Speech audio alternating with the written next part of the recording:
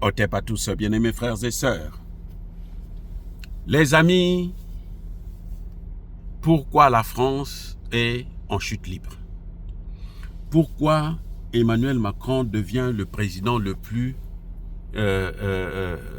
critiqué, le plus haï des Français et des Africains? C'est-à-dire qu'aujourd'hui, que ce soit en France, que ce soit en Afrique, Emmanuel Macron est le président le plus médiocre. Eh oui, de la Ve République. Alors, pourquoi cette attitude? Pourquoi on en est arrivé là? Qu'est-ce que Emmanuel Macron a fait pour que lui, on puisse le haïr de la sorte? Alors que tous les autres chefs d'État français ont passé leur temps à faire des coups d'État, à organiser des coups d'État, la déstabilisation des pays africains, appauvrir l'Afrique, piller l'Afrique, destituer des gouvernements, des présidents. La vie d'un chef d'État, un chef de gouvernement en Afrique ne valait rien devant un chef d'État de la Ve République. Pourquoi Emmanuel Macron, c'est celui qui paye le plus le prix?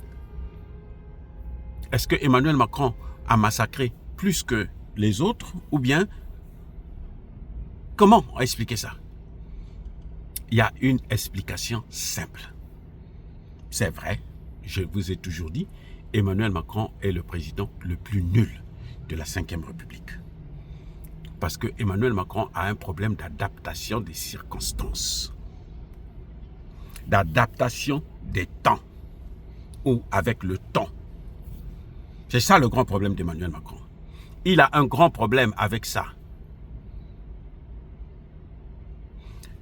Emmanuel Macron n'est pas moins criminel que Nicolas Sarkozy. Nicolas Sarkozy est allé faire la guerre en Libye, il est allé faire la guerre en Côte d'Ivoire. Vous vous souvenez? Je veux vitrifier Laurent Gbagbo. Vitrifier Nicolas Sarkozy. Avec Dominique de Villepin, là, que vous entendez tout le temps chanter, là, raconter n'importe quoi. Les Français se disent même, oh, lui, il peut être président. Mais il est pire. Il est plus sadique qu'Emmanuel Macron. Mais pourquoi c'est Emmanuel Macron qui paie le prix? Parce que les circonstances ont changé. François Mitterrand, je vais vous le démontrer. François Mitterrand, en 1990, quand il a tenu le fameux discours de la Bolle, hein? Le fameux discours de la Bolle, François Mitterrand n'avait fait qu'adapter sa politique avec les temps en cours en Afrique. Ce n'est pas François Mitterrand qui a inventé les conférences nationales souveraines. Ne l'oubliez jamais. Ce n'est pas François Mitterrand. C'est le Bénin qui a inauguré les conférences nationales souveraines avant le discours de la Bolle. Oh, je reprends. Attendez. Je reprends. Avant même le discours de la Bolle, le Bénin était déjà dans une conférence nationale souveraine. Le Bénin, c'est une invention purement africaine que François Mitterrand a pris avec lui, sur lui, comme si c'était lui qui avait inventé ça. Aujourd'hui, même les Français disent, vous allez voir tous les propagandistes français là vont dire que non, c'est François Mitterrand qui a initié la démocratie en Afrique. C'est faux, archi faux. Au Congo-Brazzaville, on n'était pas encore dans la conférence nationale souveraine plutôt, mais il y avait déjà des prémices. Les gens commençaient déjà à bouder par rapport à ce qu'ils avaient vu au Bénin. Conférence nationale souveraine. Et François Mitterrand, ce qu'il a fait, c'est qu'il s'est adapté à cette nouvelle donne. Il est venu, il dit, bon, vous voulez la démocratie, il n'y a pas de démocratie, si vous ne passez pas vers la démocratie, moi je ne veux plus parler avec vous. Je ne veux plus vous aider financièrement. Je ne veux plus ceci. Donc, il a pris la paternité du mouvement et il a accompagné le mouvement tout en le modifiant et en le détruisant. Ah, je reprends. François Mitterrand entend parler, constate que les Africains veulent maintenant les conférences nationales souveraines pour accéder à la démocratie. Il fait un discours à la Bolle où il appelle tous les Africains à aller vers la démocratie. Maintenant, il prend le phénomène comme si c'est lui qui avait créé ça. Et il accompagne le phénomène. Et en accompagnant, il a pris soin de le détruire de l'intérieur. En utilisant les mêmes Africains. C'est pour ça que quand il y a la conférence nationale souveraine au Congo-Brazzaville, par exemple, eh ben, ça servait à insulter le président. Donc, on n'a pas vu les vrais problèmes. On n'a pas vu la position de la France, l'attitude de la France, le comportement de la France. On a vu seulement le comportement de Sassou Nguesso. On a insulté Sassou Nguesso de tout le nom. On a critiqué Sassou Nguesso. Mais au fond, celui qu'il fallait critiquer, c'était la France. C'était le franc CFA. C'était la colonisation, le néocolonialisme français. On n'en a pas parlé dans les conférences nationales souveraines. On a parlé de la démocratie que François Mitterrand aurait demandé, alors que ce n'est même pas lui qui avait inventé ça. Et maintenant, Emmanuel Macron, la différence entre Emmanuel Macron et François Mitterrand, c'est que Emmanuel Macron arrive à un moment donné où les pays africains, notamment dans le Sahel, disent que nous voulons maintenant notre autonomie. Nous ne voulons plus que vous vous immisciez dans nos affaires. Nous ne voulons plus que vous puissiez gérer nos économies. Nous ne voulons plus que vous puissiez être là à, comment dirais-je,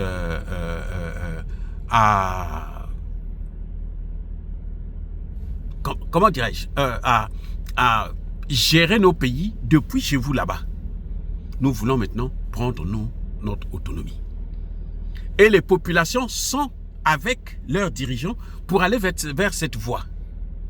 C'est pour ça que vous allez voir que dans le Sahel, les populations adorent leurs dirigeants, alors que dans les autres pays, hein, le Cameroun, le Congo, machin, le Gabon et autres, les gens sont très réticents, ils sont éloignés de leurs dirigeants. La population et les dirigeants sont éloignés. Parce que les dirigeants ne font pas ce que les populations demandent. Les populations veulent maintenant que les ressources du Congo, là, les ressources de leur pays, là, puissent être gérées par eux-mêmes, par leurs dirigeants. Et puis que les dirigeants cessent d'être les esclaves, les caisses de résonance des puissances occidentales. Et ce phénomène-là, c'est celui qui est né avec la RCA, avec le Sahel, c'est parti au Tchad, ainsi de suite. Mais Emmanuel Macron, lui, il n'a pas fait comme François Mitterrand, qui s'est adapté à l'évolution de la chose. Et puis même si tu veux contrecarrer ça, mais tu l'accompagnes tout en lui donnant jetant des pots de banane jusqu'à le détruire. Emmanuel Macron, lui, il vient brutalement, il dit non, c'est pas ça. Ce que vous voulez là, c'est pas ça. C'est ce que moi je veux que vous devrez faire. Et c'est ça justement que les gens ne veulent plus.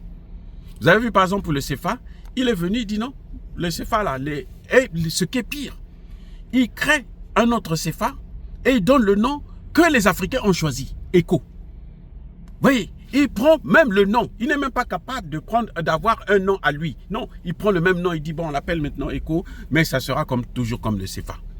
Les autres pays africains qui ne sont pas dans le CFA disent mais attendez, il est fou quoi. Et il a tout chamboulé. Et dans le Sahel, les gens disent mais ce n'est pas ce que nous voulons. En plus, vous êtes incapables de régler nos problèmes. Nous avons la guerre contre le terreau que vous avez amené et vous n'êtes pas capable de les faire partir. Au contraire, vous continuez à les former pour les envoyer sur le terrain. Nous allons vous mener la guerre.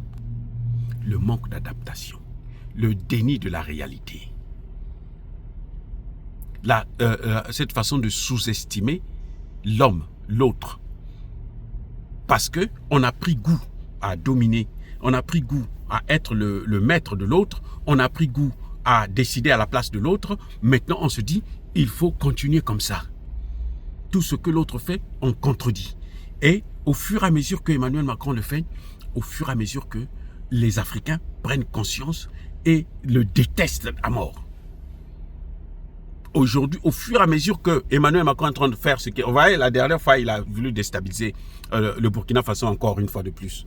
Il a mis 25 milliards, en passant par Alassane Ouattara, 25 milliards de francs CFA pour déstabiliser le Burkina Faso. Ça a échoué. Et ça a augmenté encore cette haine là, contre Macron. Personne ne veut le voir en Afrique, surtout pas en Afrique de l'Ouest. Les présidents africains qui vont en France, là, Vous allez voir, chaque fois qu'un président africain va en France, là, il est détesté. Par son propre peuple. Je dis bien par son propre peuple. Et l'une des caractéristiques d'Emmanuel Macron, c'est qu'il a pris l'habitude, comme il veut être le père, le grand patron, eh bien, il a pris l'habitude d'humilier Tshisekedi. Chaque fois que Tshisekedi vient en France, c'est lui qui l'invite. Il vient, il accepte l'invitation et il insulte. Il accepte l'invitation, il insulte. Tshisekedi aussi, vous avez vu, maintenant, ça fait plus de 6 mois que Tshisekedi n'est plus parti. Ça fait plus de 6 mois.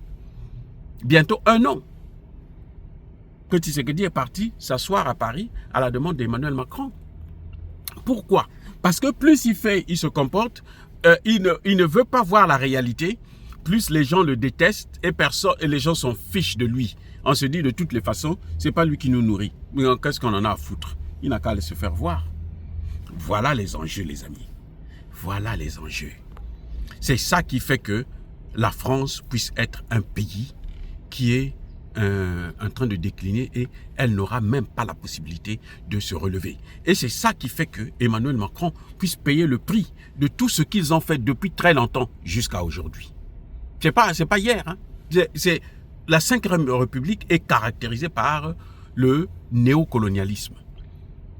Et Emmanuel Macron veut continuer avec ça, alors que toute chose a une fin. L'esclavage a eu une fin, la colonisation a eu une fin, le néocolonialisme aussi doit avoir sa fin. Or, lui, il ne veut pas que le néocolonialisme puisse se terminer, parce que les gens ne veulent plus même du néocolonialisme. Donc, lui, il ne veut pas, il nie cette réalité, et c'est ce qu'il est en train de payer. C'est pour ça que la France est en train de payer le prix fort, et vous allez voir de plus en plus, les Français seront les malvenus, les non-grata en Afrique. Les amis, soyez bénis, abondamment bénis par le Dieu des Kémites et par nos ancêtres angélisés.